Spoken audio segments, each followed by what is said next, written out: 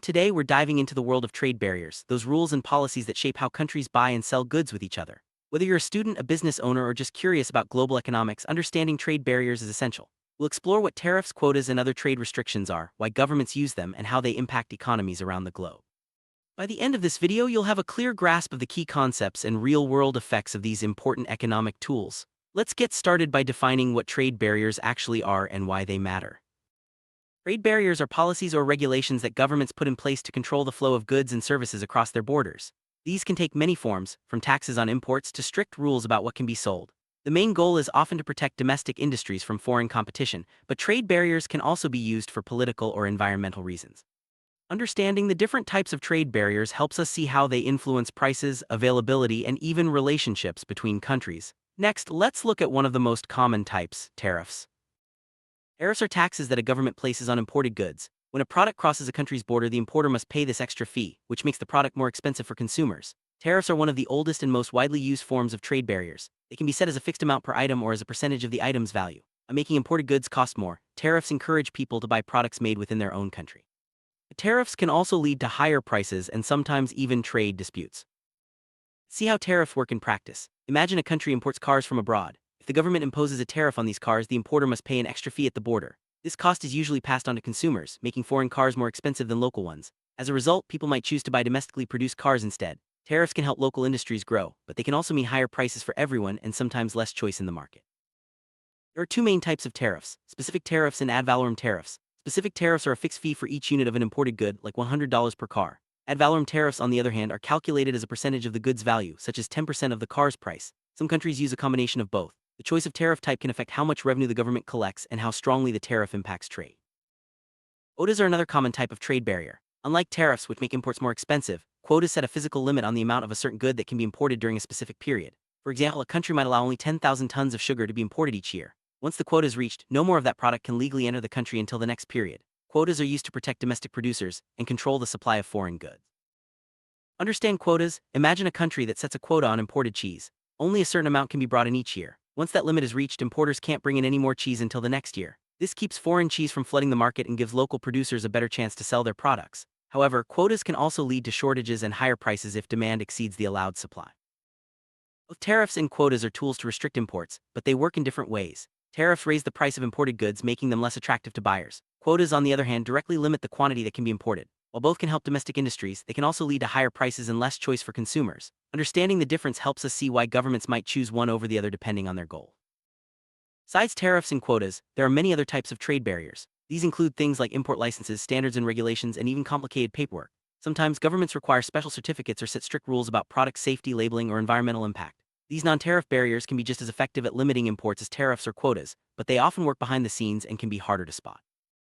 Import licenses are permits that governments require before certain goods can be brought into the country. By controlling who gets a license and how many are issued, governments can manage the flow of imports. This system can be used to protect local industries or to ensure that only safe and approved products enter the market. However, the process can also slow down trade and create extra costs for businesses.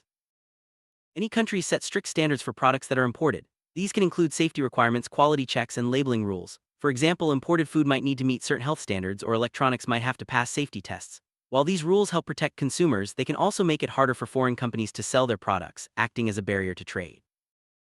Administrative barriers are rules and procedures that make importing goods more complicated. This can include extra paperwork, long approval processes, or strict inspections at the border. While these measures are often justified as necessary for safety or security, they can also slow down trade and increase costs for businesses. Sometimes, the complexity alone is enough to discourage imports. Governments use trade barriers for a variety of reasons. The most common is to protect local industries from foreign competition, helping domestic businesses grow and maintain jobs. Trade barriers can also be used for national security, to ensure a country can produce essential goods like food or medicine. Sometimes, they're used to respond to unfair trade practices by other countries or to promote environmental or health standards.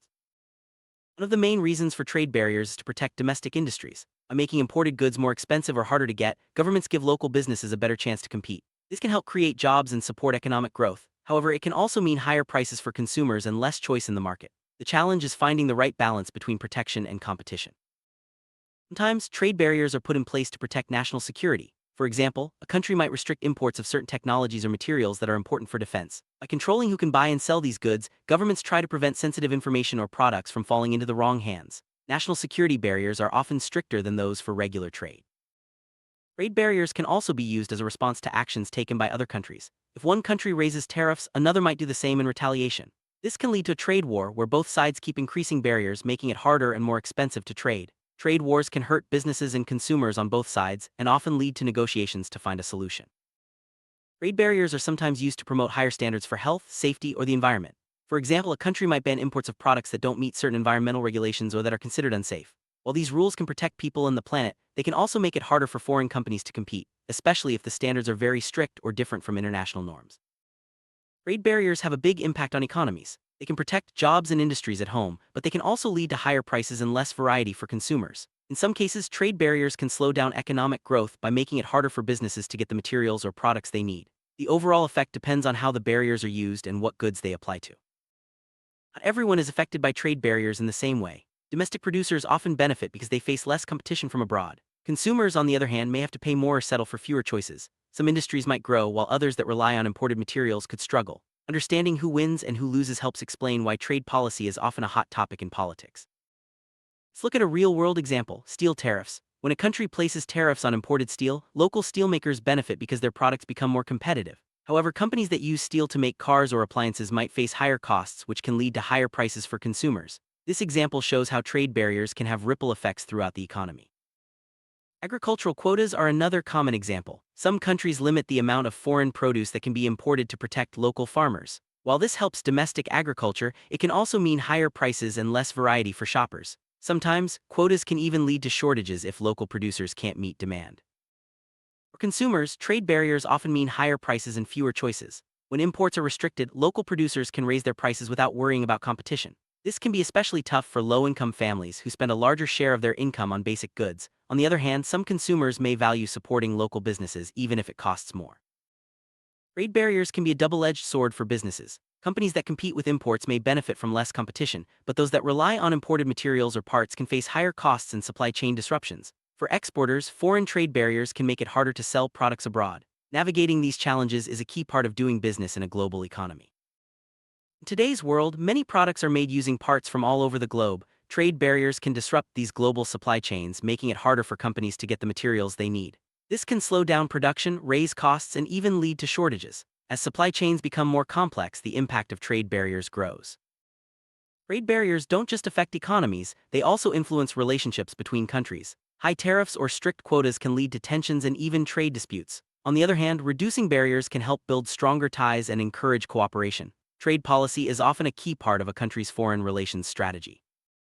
Reduce trade barriers. Many countries enter into trade agreements. These deals set rules for how countries will trade with each other, often lowering tariffs and quotas. Examples include the North American Free Trade Agreement, NAFTA, and the European Union's Single Market. Trade agreements can help boost economic growth, but they also require countries to give up some control over their own trade policies. World Trade Organization, or WTO, is an international body that helps set rules for global trade. Its main goal is to reduce trade barriers and resolve disputes between countries. Members of the WTO agree to follow certain rules and can bring complaints if they think another country is breaking them. The WTO plays a key role in keeping trade fair and predictable.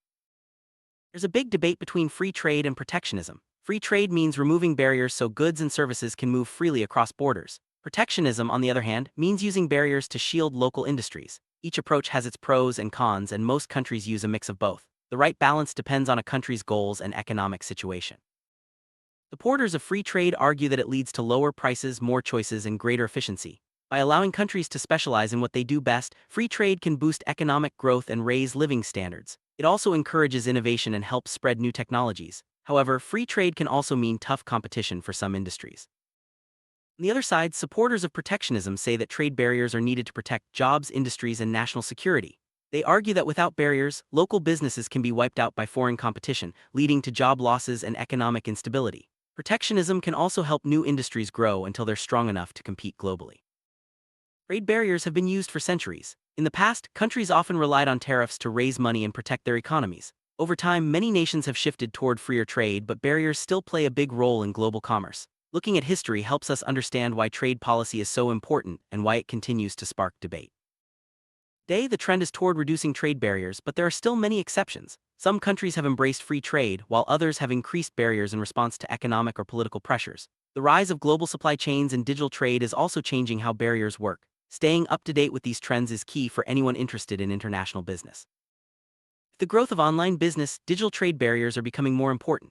These include rules about data privacy, internet access, and online payments. Some countries block certain websites or require data to be stored locally. Digital barriers can make it harder for companies to operate globally, but they also raise important questions about privacy and security. Environmental concerns are another reason for trade barriers. Some countries restrict imports of goods that are produced in ways that harm the environment. For example, they might ban products made with endangered species or that cause pollution. These barriers help promote sustainability, but they can also create challenges for international trade. Health and safety are common reasons for trade barriers. Countries may ban or restrict imports of products that are considered unsafe, such as contaminated food or dangerous toys. These rules help protect consumers, but they can also be used to block foreign competition. Striking the right balance between safety and open trade is a constant challenge. Trade barriers can have a big impact on developing countries. High tariffs or strict quotas in wealthy countries can make it hard for poorer nations to sell their products abroad.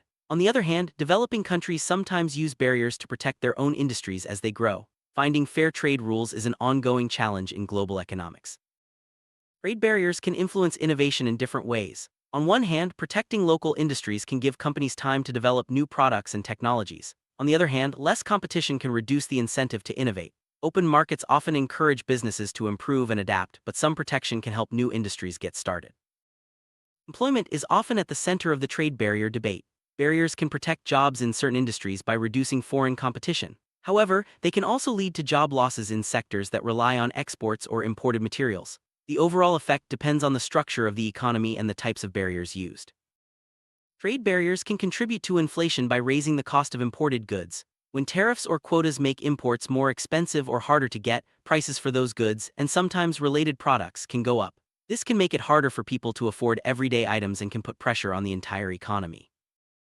Technology is a key part of modern trade. Barriers can slow the spread of new technologies by making it harder for companies to access the latest products or ideas from abroad. On the other hand, some countries use barriers to support their own tech industries. The relationship between trade policy and technology is complex and always evolving. Small businesses can be especially affected by trade barriers. While some benefit from less competition, others struggle with higher costs or difficulty accessing foreign markets. Navigating complex rules and paperwork can be a big challenge for smaller companies. Support and education can help small businesses succeed in a world with trade barriers. For consumers, trade barriers often mean paying more for goods and having fewer options to choose from. While some people support barriers to help local businesses, others prefer the lower prices and variety that come with open trade. Consumer preferences play a big role in shaping trade policy debates. Looking ahead, the future of trade barriers is uncertain. Globalization, technology, and shifting political priorities all play a role in shaping trade policy. Some experts predict more open trade, while others see a rise in protectionism. Staying informed and adaptable is key for anyone involved in international business or policy. Sum up, trade barriers like tariffs and quotas are powerful tools that shape the flow of goods and services around the world. They can protect local industries, influence prices, and affect relationships between countries. But they also come with trade-offs, including higher costs and less choice for consumers. Understanding how trade barriers work helps us make sense of global economics and the debates that shape our world. Thanks for joining us on this journey through tariffs, quotas, and trade barriers. We've explored what they are, why they're used, and how they impact economies, businesses, and consumers. Whether you support free trade or protectionism, understanding these concepts is essential in today's interconnected world. Stay curious and keep learning about the forces that shape our global economy.